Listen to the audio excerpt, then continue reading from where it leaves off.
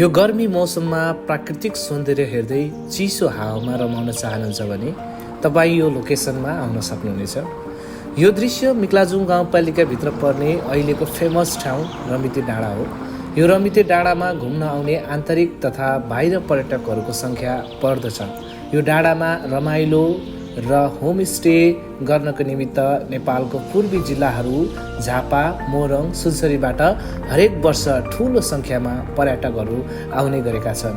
हाम्रो यात्रा माथिसम्म नभएर यही रमितेमा रहेको मगर खोलासम्मको थियो। तलको गर्मीलाई भुलाउन हामी यो पहाडको ढुङ्गाबाट ठोक्किँदै झरेको जिउँदो र चिसो पानीमा रमाउनुको मजा नै बेग्लै थियो।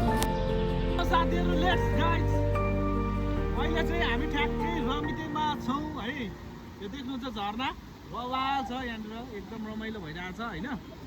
विशेष गरेर हामी यहाँ चाहिँ पौडी खेल्नको लागि आएको, एकदम रमाइलो भइरहेछ होइन। जस मजा भइरहेछ प्रकृतिको काखमा बसेर यसरी नुहाउन पाउँदा, यसरी रमाइलो गर्नु पाउँदा एकदम आनन्द हुन्छ, मनलाई शान्ति हुन्छ।